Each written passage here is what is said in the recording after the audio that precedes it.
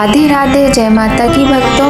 आप सभी का स्वागत करती हूँ स्पिरिचुअल ज्ञान साधना में और आप सभी से अनुरोध करती हूँ कि स्पिरिचुअल ज्ञान साधना को सब्सक्राइब कर लीजिए और बेल आइकन को प्रेस कर दीजिए ताकि आपको नई नई वीडियोस का नोटिफिकेशन मिल जाए। ओम नमः शिवाय, हर हर महादेव, जय माता की, राधे राधे। कैसे हैं आप सभी लोग? आशा करते हैं सभी लोग बहुत अच्छे होंगे। बताने के लिए कमेंट में जय माता की, राधे राधे अवश्य ही लिखिएगा। तो भक्तों, आज सावन के महीने का दूसरा दिन है। आज मंगलवार है और आज मंगला गौरी व्रत की शुरुआत की जाती है। प्रत्येक वर्ष सावन महीने के मंगलवार को मंगला गौरी माता के व्रत किए जाते हैं। अखंड सौभाग्य को देने वाले, अनेक मनोकामनाओं को पूर्ण करने वाले ये व्रत बहुत ही महत्वपूर्ण माने जाते हैं। और आज की वीडियो में हम आपके लिए बहुत ही सुंदर कथा लेकर आए हैं। 12 ज्योतिर्लिंग हैं जो, उनमें से जो द्वितीय ज्योतिर्लिंग है और अब हम आपको उनका नाम बताते हैं। पहला ज्योतिर्लिंग है सोमनाथ, दूसरा नाम है ज्योतिर्लिंग का मल्लिकार्जुन। तो आज हम आपको इस वीडियो में मल्लिकार्जुन ज्योतिर्लिंग की कथा सुनाएंगे। तो आप सभी से नम्र निवेदन है कि यदि आपने अभी तक चैनल को सब्सक्राइब नहीं किया है तो जल्दी से कर लीजिए, बेल आइकन को प्रेस कर दीजिए ताकि आपको महत्वपूर्ण वीडियोस का नोटिफिकेशन समय पर मिलता रहे। तो चलिए देर न करते हुए प्रारंभ करते हैं आज की सुंदर सी पौराणिक कथा। मल्लिकार्जुन ज्योतिर्लिंग 12 ज्योतिर्लिंगों में से द्वितीय ज्योतिर्लिंग माना जाता है। ये आंध्र प्रदेश के कुर्नूल जिले में स्थित है। पौराणिक ग्रंथों के अनुसार मल्लिका माता पार्वती का नाम है और अर्जुन भगवान शिव का। इस प्रकार सम्मिलित रूप से ज्योतिर्लिंग का नाम मल्लिकार्जुन हो गया। इस ज्योतिर्लिंग में भगवान शिव और देवी पार्वती दोनों ही ज्योतियां प्रतिष्ठित हैं। मल्लिकार्जुन ज्योतिर्लिंग शैल नामक पर्वत पर स्थित है। इसे श्रीशैल या श्रीशैलम भी कहा जाता है। धार्मिक ग्रंथों में इसे दक्षिण का कैलाश भी कहा जाता है। श्रीशैलम पर्वत कर्नूल जिले के नल्ला मल्ला नामक घने जंगलों के बीच में है। नल्ला मल्ला का अर्थ है सुंदर और ऊंचा। ये पर्वत कृष्णा नदी के किनारे स्थित है।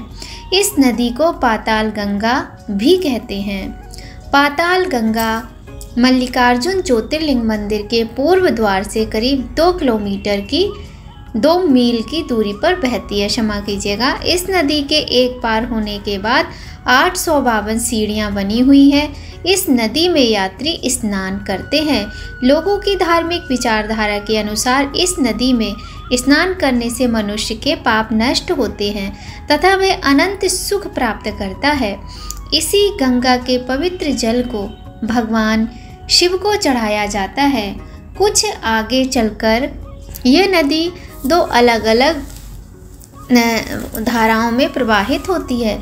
इस स्थान को त्रिवेणी कहा जाता है। शिव पुराण के अनुसार मल्लिकार्जुन ज्योतिर्लिंग की कहानी भगवान शिव के परिवार से जुड़ी हुई है। तो सबसे पहले बोलिए गणेश भगवान की जय, गौरी शंकर भगवान की जय, लक्ष्मी नारायण भगवान की जय।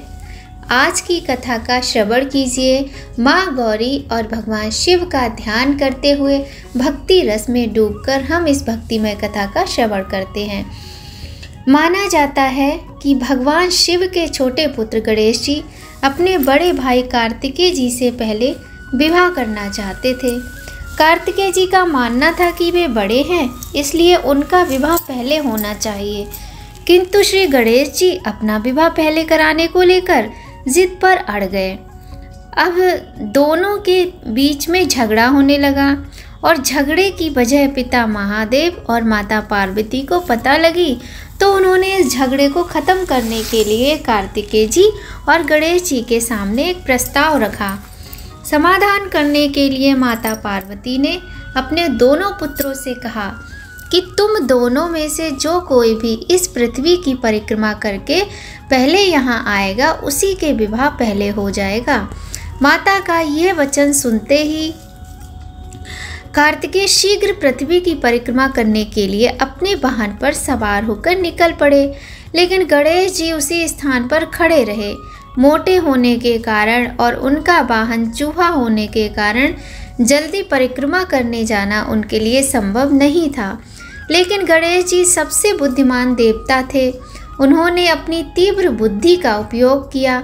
उनके मस्तिष्क में एक विचार आया और उन्होंने अपने माता पिता से एक स्थान पर बैठने को कहा। उन दोनों के आसन पर बैठ जाने के बाद श्री गणेश जी ने उनका विधिवत पूजन किया। शास्त्रों में कहा गया है, पित्रोश्च पूजनम कृत्वा प्रकांतिम चा करोति या तस्य वै पृथ्वी जन्यम फलम भवति निश्चितम। अर्थात जो माता पिता की पूजा करके उनकी प्रदक्षिणा करता है उसको पृथ्वी की परिक्रमा करने का फल मिलता है। फिर उन्होंने माता पिता की 7 बार परिक्रमा की।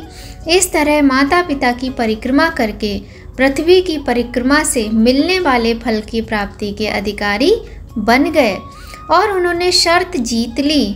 पुत्र गणेश की इस चतुराई को देखकर माँ पार्वती और शिवजी बहुत ही प्रसन्न हुए और फिर गणेश जी का विवाह करा दिया गया।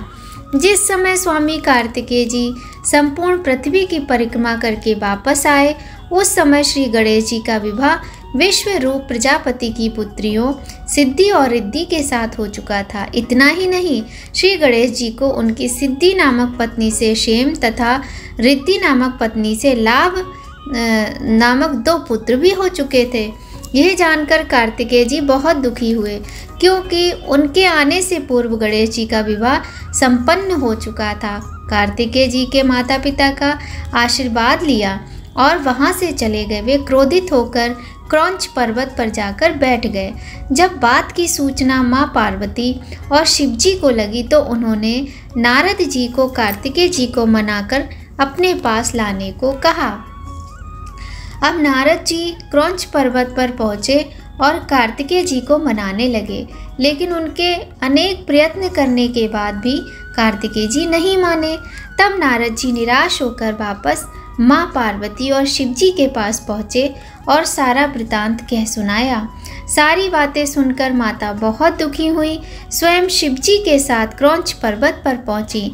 माता पिता के क्रौंच पर्वत पर आने की खबर सुनकर कार्तिकेय जी उनके आने से पहले ही 12 कोस दूर चले गए। तभी शिवजी वहां ज्योतिर्लिंग के रूप में प्रकट हुए और अलग अलग स्थान पर कार्तिकेय की तलाश में अपने ज्योतिर्लिंग फैला दिए। वह स्थान तभी से मल्लिकार्जुन ज्योतिर्लिंग नाम से प्रसिद्ध हुआ। धार्मिक ग्रंथों में उल्लिखित एक अन्य कथा के अनुसार क्रौंच पर्वत के नज़दीक राजा चंद्रगुप्त का राज्य था। एक समय की बात है जब राजा चंद्रगुप्त की कन्या किसी गंभीर संकट में पड़ गई। इस संकट से बचने के लिए वह कन्या पर्वतराज पर पहुंच गई और आराधना में लीन हो गई। कन्या अपना जीवन निर्वाह करने के लिए जंगल से फल सब्जी खाती थी और इस तरह उसका जीवन चलता था। उसके पास एक गाय थी। वह गाय की सेवा किया करती थी, उसका बहुत ख्याल रखती थी। कुछ दिन सही चलता रहा, फिर कुछ समय बाद गाय के साथ कुछ घटना होने लगी। हर रोज कोई गाय का दूध निकाल लेता था। एक दिन उस कन्या ने अपनी गाय श्यामा का दूध निकालते हुए किसी चोर को देखा। यह देखकर वह उस पर क्रोधित होकर उसे मारने के लिए गाय के पास पहुंची तो बहुत आश्चर्य से वह दंग रह गई। उस जगह उसे एक शिवलिंग के अलावा कुछ भी नहीं दिखाई दिया। उसके बाद उस राजकुमारी कन्या ने उस शिवलिंग के ऊपर मंदिर स्थापित करवाया। यह मंदिर बहुत ही सुंदर और शानदार था। आज उसी शिवलिंग को पूरे विश्व में मल्लिकार्जुन ज्योतिर्लिंग के नाम से जाना जाता है। इस मंदिर का निर्माण कार्य 2000 वर्ष पुराना है। सातवाहन राजवंश के शिलालेख में मल्लिकार्जुन ज्योतिर्लिंग मंदिर का उल्लेख मिलता है, जिससे यह प्रमाणित होता है कि दूसरी शताब्दी में मंदिर अस्तित्व में था। मंदिर के अधिकांश भागों का निर्माण विजयनगर साम्राज्य के राजा हरिहर प्रथम के काल में हुआ। पल्लव, चालुक्य और काकतीय शासकों ने भी इस मंदिर के निर्माण में अपना योगदान दिया। तो यह थी कथा मल्लिकार्जुन ज्योतिर्लिंग की। आपको कथा कैसी लगी बताइएगा ज़रूर। अगर आपको कथा पसंद आए तो लाइक भी कीजिएगा, आपके लाइक से हमें बहुत अधिक मोटिवेशन मिलता है। ठीक है, तो आप सभी लोगों से अब विदा लेने का समय आ गया है। और क्या हो गया है, आप सभी लोग नाराज़ हो गए हैं क्या? कोई भी वीडियो देखता ही नहीं है, व्यूज़ ही नहीं आ रहे हैं। आप सभी से हाथ जोड़कर विनम्र निवेदन है कि यदि आप लोग चले जाएंगे हमें छोड़कर, तो फिर हमारे वीडियो बनाने का फ़ायदा ही क्या रहेगा, है ना। तो कृपा कर अपने चैनल स्पिरिचुअल ज्ञान साधना को सपोर्ट करते रहिए और वीडियोस को सपोर्ट करते रहिए, देखते रहिए, लाइक करते रहिए, कमेंट करते रहिए, तभी तो वीडियो बनाने में भी अच्छा लगता है। और अगर कोई भी आपको कुछ भी सुझाव देना है, किसी भी तरह का कुछ भी आपको लगता है, तो आप कमेंट करके हमें अवश्य ही बताइएगा। तो बहुत ही सुंदर कथा थी आज दूसरे ज्योतिर्लिंग मल्लिकार्जुन की, और हम पूरा प्रयत्न करेंगे पूरे 12 ज्योतिर्लिंग की कथा सुनाने का। अगर आपको कथा पसंद आए, लाइक करें और शेयर करें, और अगर पहली बार आए हैं तो चैनल को सब्सक्राइब करें। तो चलिए विदा लेते हैं आप सभी से। भगवान भोलेनाथ, माता गौरी की कृपा आप सभी पर सदा बनी रहे। मिलते हैं आपसे नई वीडियो में नई जानकारी के साथ। तब तक सभी लोग खूब खुश रहिए, प्रसन्न रहिए, स्वस्थ रहिए, अपना और अपने अपनों का ख्याल रखिए। और हाँ, कमेंट में जय माता की, राधे राधे या फिर हर हर महादेव कुछ भी अवश्य ही लिखिएगा। जय माता की, राधे राधे।